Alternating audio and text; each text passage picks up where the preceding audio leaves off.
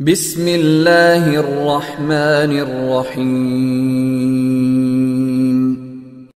السلام علیکم ورحمۃ اللہ وبرکاتہ۔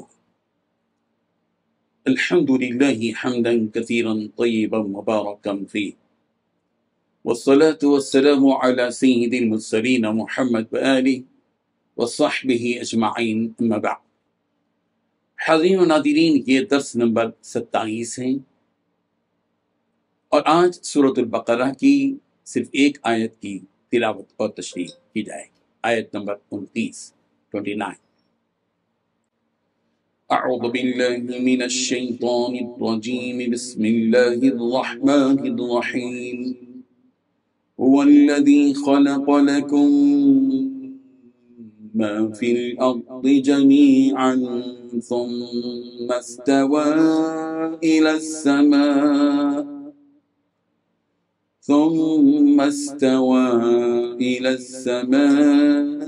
فسواهن 7 سماوات وهو بكل شيء عليم، صدق اللہ العظیم۔ لفظی ترجمہ یوں ہے، هو الذی، وہی ہے جس نے، خلق پیدا کیا، لکم تمہارے لیے، ماں جو کچھ فی الارض زمین میں ہے، جمیعاً سب کا سب، ثم استوى پھر وہ متوجہ ہوا، الی السماء آسمان کی طرف، فسواہن چنانچہ انہیں ٹھیک کر کے بنا دیا، 7 سماوات 7 آسمان، وہو بکل شیء اور وہ ہر چیز کو علیم خوب جاننے والا ہے۔ ترجمہ یوں ہے، وہی ہے اللہ جس نے پیدا کیا تمہارے لیے جو کچھ زمین میں ہے، سب کا سب، پھر وہ متوجہ ہوا آسمان کی طرف، چنانچہ انہیں ٹھیک کر کے بنا دیا، 7 آسمان، اور وہ ہر چیز کو خوب جاننے والا ہے۔ اس آیت میں 4 باتیں بیان کی گئی ہیں۔ پہلی بات، وہی ہے وہ اللہ جس نے زمین میں جو کچھ ہے تمہارے لیے پیدا کیا۔ دوسری بات، پھر وہ آسمان کی طرف متوجہ ہوا۔ تیسری بات، چنانچہ ان کو 7 آسمانوں کی شکل میں ٹھیک ٹھیک بنا دیا۔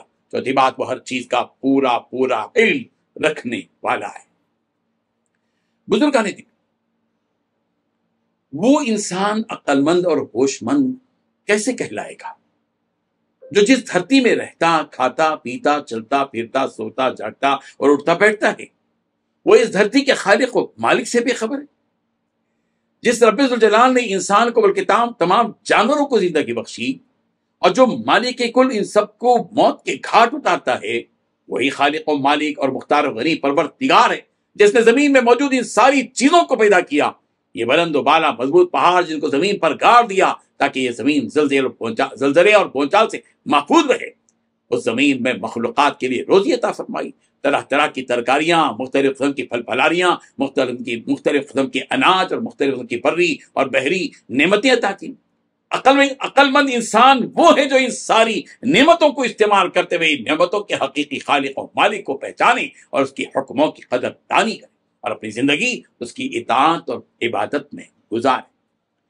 زمین و آسمان کی پیدائش کے تذکرے قرآن مجید میں متعدد مرتبے کیے گئے ہیں، کئی مقامات پر اس کا تذکرہ موجود ہے۔ سورہ انعام کی آیت نمبر 1 میں فرمایا، الحمدللہ الذی خلق السماوات والارض وجعل الظلمات والنور، تمام تعریف اس اللہ کے لیے جس نے آسمان اور زمین کو پیدا کیا اور تاریکیوں اور روشنی کو پیدا کیا۔ سورہ انعام کی آیت نمبر 73 میں فرمایا گیا، وَهُوَ الَّذِي خَلَقَ السَّمَاوَاتِ وَالْأَرْضَ بِالْحَقِّ، وہ وہی ہے جس نے آسمان اور زمین کو ٹھیک ٹھیک پیدا کیا۔ زمین و آسمان کے 6 دنوں میں پیدا کیے جانے کی صراحت اور وضاحت سورہ اعراف کی آیت نمبر 54 میں یوں کی گئی، ان ربکم اللہ الذی خلق السماوات والارض فی 6 ایام، بے شک تمہارا رب وہ ہے جس نے آسمان اور زمین کو 6 دن میں پیدا کیا۔ جس پروردگار نے زمین اور زمین میں موجود ساری چیزیں پیدا کی، وہ استوى الی السماء، آسمان کی جانب متوجہ ہوا۔ اس آیت سے معلوم یہ ہوا کہ اللہ تعالی نے پہلے زمین پیدا کی، پھر 7 آسمان کو پیدا کیا اور آسمانی دنیا کو ستاروں سے مزین کر دیا۔ ظاہر ہے کہ جب کوئی عمارت تیار کی جاتی ہے تو پہلے نیچے کا حصہ بنایا جاتا ہے، پہلے فرش پھر عرش۔ اللہ تعالیٰ نے پہلے فرش بنایا اور پھر آسمان کو چھت کے محور پر بنا دیا۔ अक्सर आयतों से ये मालूम होता है कि अल्लाह तबारक व तआला ने आसमान और जमीन और तमाम आलम को 6 दिन में पैदा किया। फी सित्तति अय्याम, कुरान मजीद में मौजूद है ये लफ्ज़।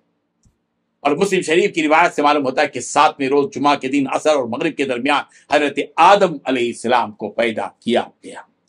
इस आयत से यह बतलाना मकसूद है कि इस रब्बुल जलाल ने पहली मर्तबा जमीन और आसमान और दीगर तमाम चीजों को पैदा किया। उस रब्बुल जलाल के लिए क्या उन्हें दोबारा पैदा करना मुश्किल है? हरगिज़ नहीं। वो परवरदिगार वो है जो इन्नल्लाह अला कुल्ली शैइन कदीर, के बेशक अल्लाह हर चीज पर कादिर।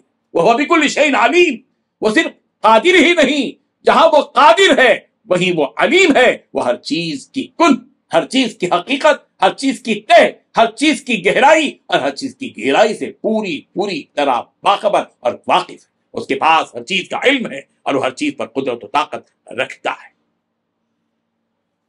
कुरान मजीद में तख्लीक के बारे में कई चीजें बयान की गई हैं। अन यक्तुमना मा खलक़ल्लाहु फी अरहामिहिन्ना, रहमों में जो पैदा की गई उसकी बात सूरह बकरा की आयत नंबर 228 में कही गई। सूरह निसा की आयत नंबर 1 में कहा गया अल्लज़ी खलक़कुम मिन नफ्सिन वाहिदा व खलक़ मिनहा ज़ौजहा व बस्स मिनहुमा रिजालन कसीरन व निसा। सूरह माइदा की आयत नंबर 18 में कहा गया बल अंतुम बशरुम मिम्मन खलक़। सूरह अनआम की आयत नंबर 1 में कहा गया अल्हम्दुलिल्लाहि लज़ी खलक़स समावाति वल अर्द। और इस्तिवा के बारे में भी कुरान मजीद की दीगर आयात में बात मौजूद है। सूरह फुस्सिलत की आयत नंबर 11 में फरमाया सुम्मा इस्तवा इलस समा, और 7 समावात, 7 आसमानों का जो तज़किरा कुरान मजीद में है उसके बारे में फरमाया सूरह फुस्सिलत की आयत नंबर 12 फ़क़ज़ाहुन्ना 7 समावातिन फ़ी यौमैन। सूरह तलाक़ की आयत नंबर 12 में अल्लाहु लज़ी खलक़ 7 समावात। सूरह मुल्क की आयत नंबर 3 में है अल्लज़ी खलक़ 7 समावातिन तिबाक़ा। सूरह नूह की आयत नंबर 15 में है अलम तरू कैफ़ खलक़ल्लाहु 7 समावातिन तिबाक़ा। बहरहाल परवरदिगार ने ये दुनिया जहां की सारी चीजों को जो पैदा किया है, ये सारी चीजें इस बात पर दलालत करती हैं कि इनका पैदा करने वाला एक ताकतवर, कादिर, मुतलक और मुख्तार कुल ज़ात मौजूद है, और वो वही है जिसको हम अल्लाह कहते हैं। अल्लाह ताला हम सबको उसकी मारिफत नसीब फरमाए, उसकी कुदरत और ताकत को समझने वाला, उसकी बंदगी करने वाला, उसकी इबादत करने वाला, उसकी फर्माबरदारी करने वाला, उसके सामने अपने आप को झुकाने वाला, उसके सामने आजिज़ी करने वाला, खुशू व खुदू करने वाला हम सबको बना दे। आमीन व आखिरु दअवाना अनिल हम्दुलिल्लाहि रब्बिल आलमीन।